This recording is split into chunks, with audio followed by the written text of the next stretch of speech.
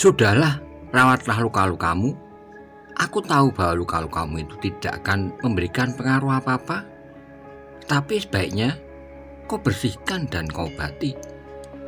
Bukankah kau mempunyai obat yang dapat menyembuhkan luka-lukamu itu dengan segera? Ampun tuanku, hamba memang membawa obat-obat yang mungkin diperlukan dalam perburuan seperti ini. Ronggowuni mengangguk-angguk, namun kemudian dipandangi Empu Balodatu yang termangu-mangu.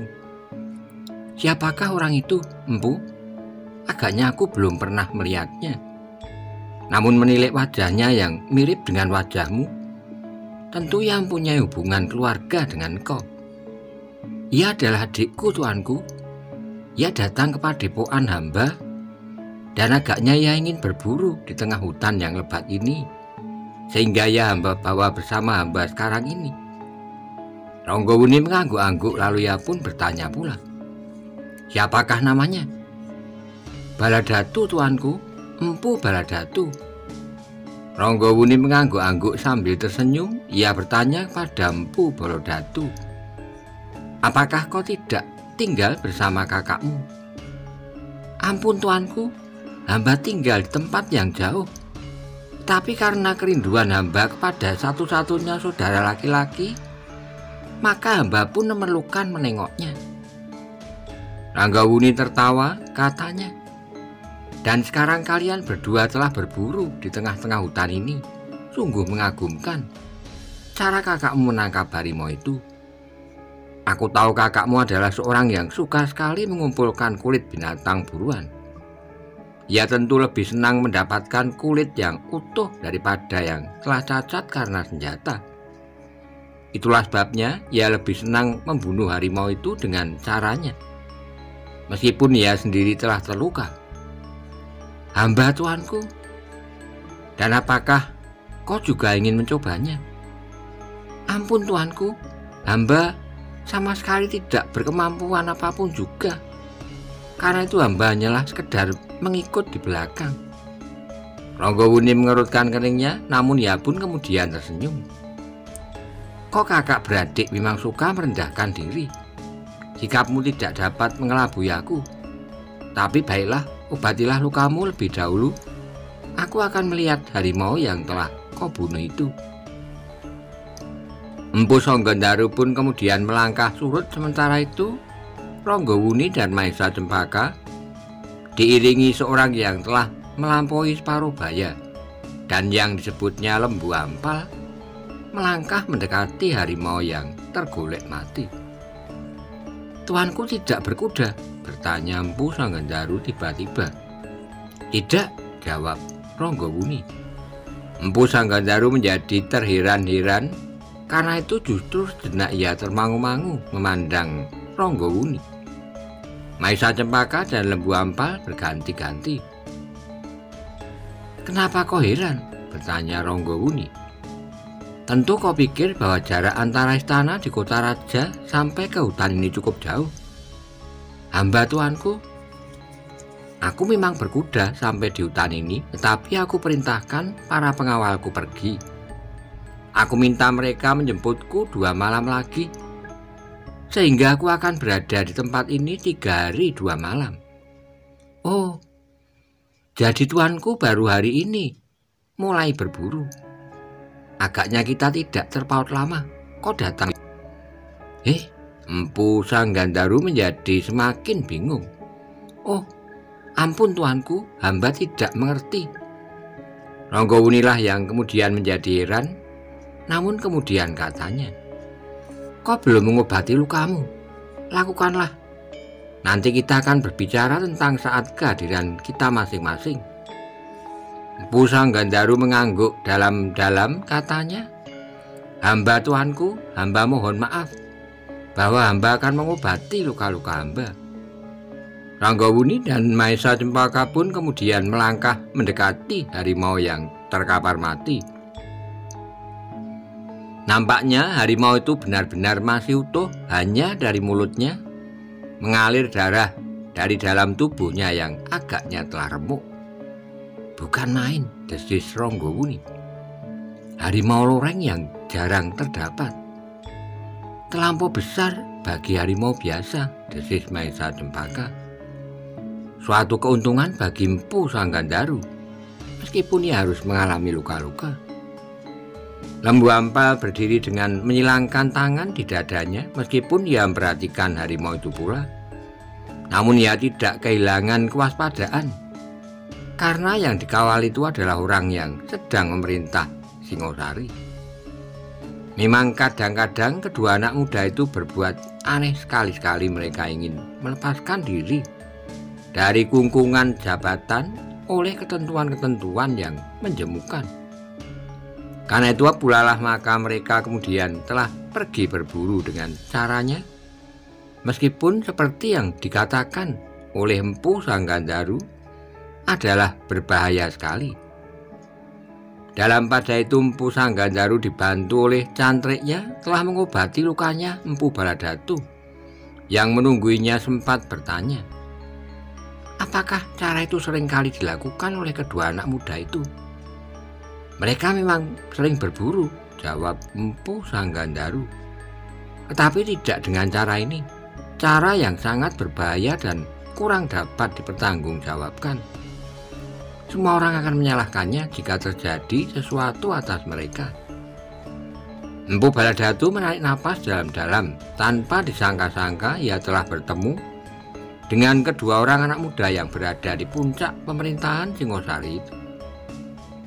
Kesempatan seperti ini jarang sekali dapat aku temukan, berkata Empu Baladatu di dalam hatinya. Seperti keinginan telah menyala di dalam hatinya untuk melakukan sesuatu atas kedua orang itu. Namun ia masih belum sempat berkata apapun juga dengan kakaknya. Jika saja kakaknya sependapat, maka kedua anak muda itu bersama seorang pengawalnya akan dapat diselesaikannya tanpa ada orang yang mengetahuinya. Masih ada 2 hari, berkata Empu Baladatu dalam hati. Namun dalam pada itu, selagi perhatian Empu Baladatu terpusat kepada kedua anak muda itu, tiba-tiba saja ia terkejut mendengar Empu Sang Gandharu bertanya, jika Tuanku Ronggowuni dan Tuanku Maesa Cempaka tidak mempergunakan kuda di dalam hutan perburuan ini, jejak kuda siapakah yang baru saja kita temukan? Dan jika keduanya datang sesudah kita, siapakah yang sudah melukai binatang buruan di tepi belumbang itu? Empu Baladatu berpaling kepada cantrik yang membantu mengobati luka-luka Empu Sang Gandharu. Agaknya cantrik itu pun juga berpikir tentang hal itu. Memang agak menarik perhatian Empu, berkata cantrik itu. Meskipun kedua anak-anak muda itu senang sekali bergurau, tetapi agaknya mereka tidak bergurau tentang masa perburuan mereka kali ini. Agaknya keduanya benar-benar tidak berkuda dan datang setelah kita. Agaknya keduanya menemukan kawan-kawan kita yang menjaga kuda-kuda kita.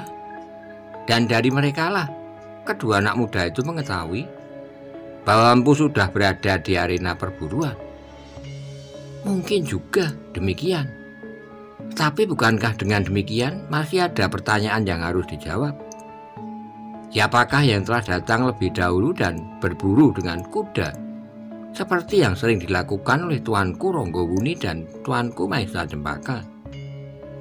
Cantriknya mengangguk-angguk, desisnya. Itulah yang menarik. Bukankah selama ini kami belum pernah bertemu dengan orang lain yang berburu dengan cara itu, atau cara yang serupa dengan itu? Empu Sang Gandharu termenung-menung sejenak, namun kemudian ia pun tertawa sambil berkata, baiklah, kita akan mendapat kawan lagi untuk berlomba dalam perburuan. Mungkin kita akan dapat mengatur waktu bersama untuk menentukan masa perlombaan yang menarik di daerah perburuan ini. Cantrik itu pun menyaut, mungkin Tuanku Ronggowuni dan Tuanku Maesa Cempaka mengetahui siapakah yang telah mendahului kita, atau bahkan para senopati dari istana Singosari. Empu Sang Gandharu mengangguk-angguk. Memang mungkin ada orang lain yang berburu seperti yang dilakukan oleh kedua anak muda itu. Mungkin senopati yang pernah mengawalnya, atau justru mereka memang mendapat perintah untuk mendahuluinya. Nanti aku akan bertanya kepadanya, gumam Empu Songgondaro kemudian. Setelah selesai mengobati lukanya, maka ia pun kemudian mengemasi dirinya. Dari tempatnya ia melihat kedua anak muda yang sedang memperhatikan harimau yang telah dibunuhnya itu dengan seksama. Mereka menjadi heran, berkata Empu Baladatu, tentu mereka sama sekali tidak mengerti bagaimana kau berhasil membunuh harimau itu. Oh, Empu Songgondaro mengerutkan keningnya. Tentu tidak, keduanya memiliki kemampuan yang tidak dapat digambarkan. Karena itu, maka mereka pun tentu tidak menjadi heran melihat harimau itu terbunuh. Yang justru mengherankan mereka adalah bahwa di hutan ini terdapat harimau loreng sebesar itu. Empu Baladatulah yang menjadi heran. Dengan ragu-ragu ia bertanya, apakah kedua anak muda itu memiliki kemampuan untuk melakukannya?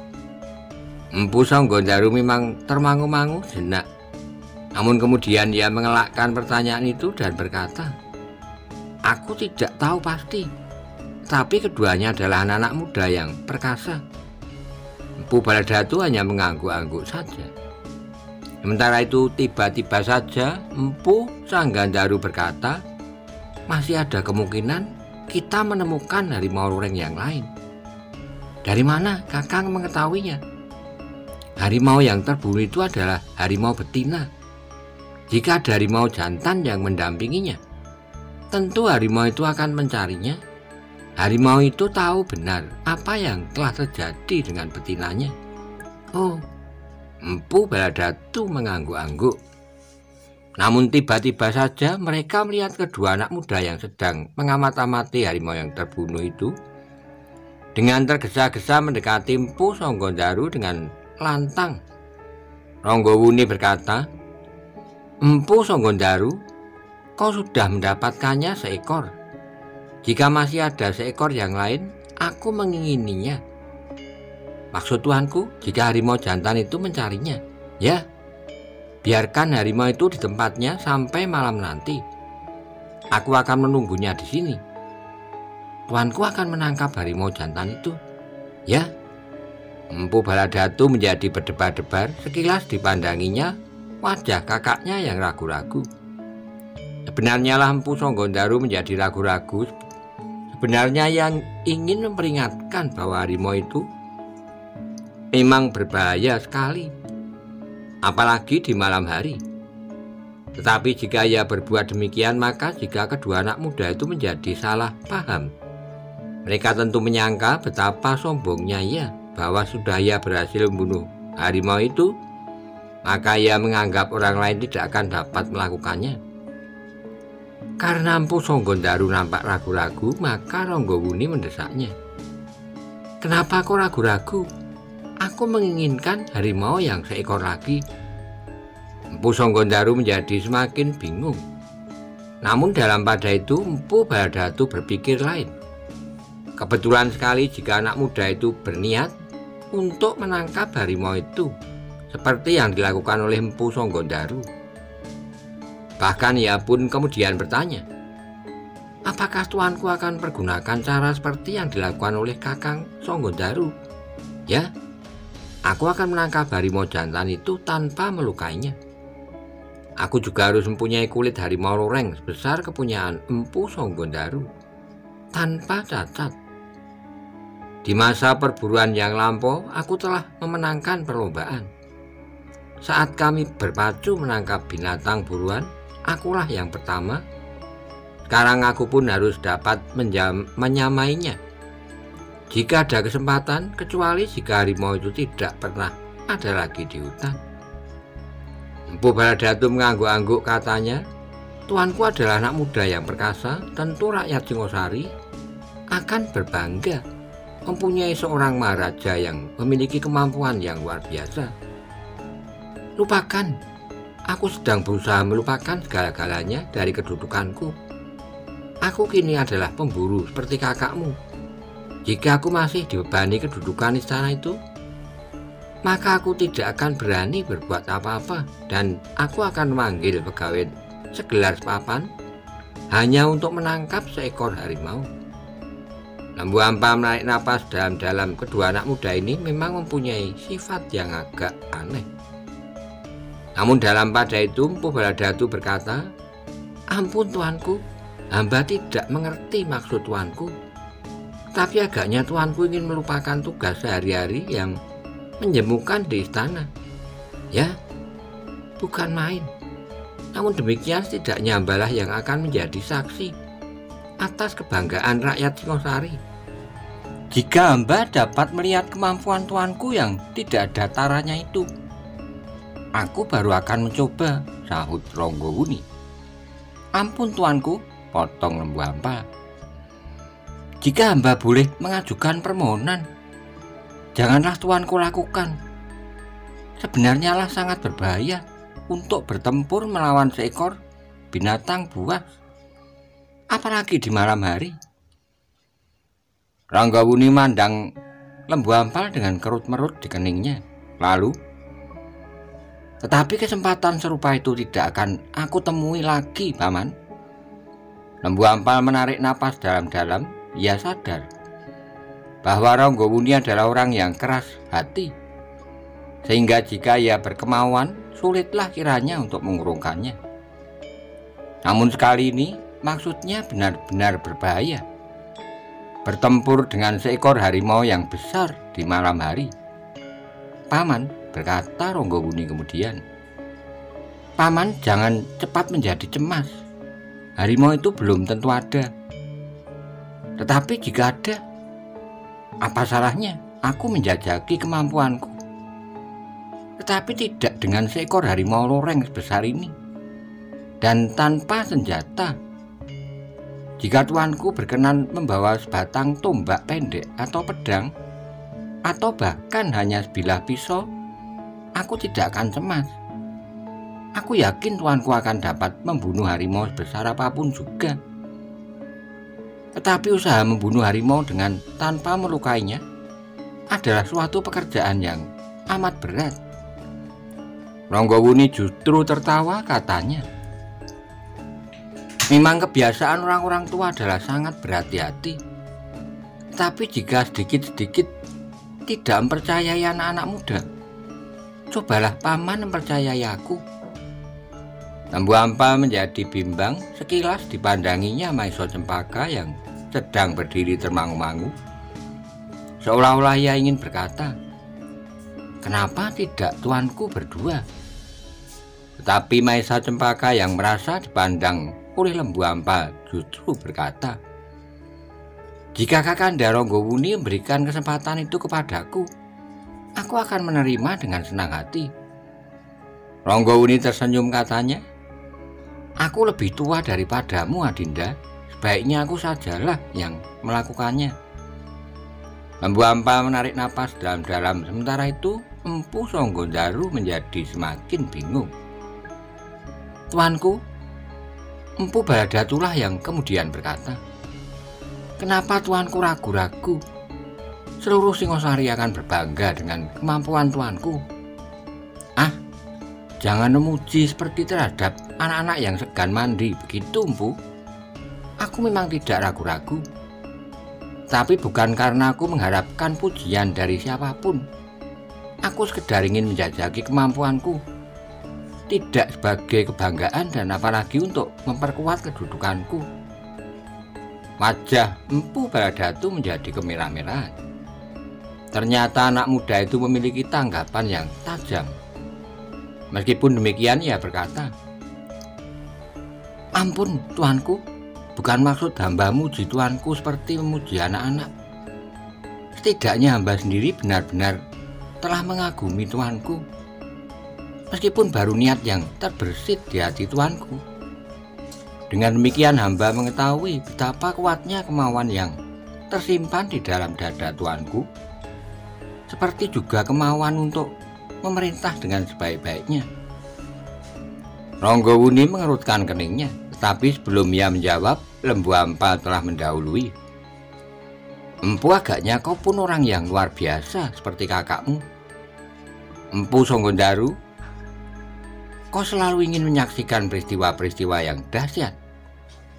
Setelah kau menyaksikan perkelahian antara Empu Songgondaru dengan seekor harimau raksasa ini, maka kau masih menunggu peristiwa yang serupa.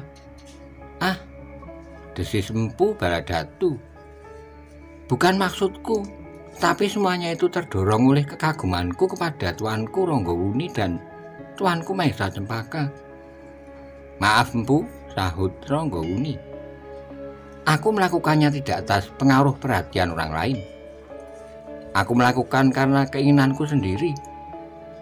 Jika keinginanku tidak mendesak, justru sikap Empu telah mengendorkan niatku. Empu Baladatu akhirnya menyadari bahwa tanggapan yang tajam itu pada suatu saat akan dapat mengungkap niatnya yang sebenarnya. Apabila ia masih saja berkeras ingin memuji dan mendorong niat itu. Sebenarnya lah Lembu Ampal pun merasakan sesuatu yang kurang wajar pada Empu Baladatu. Namun ia mencoba membatasi dirinya dengan prasangka yang baik.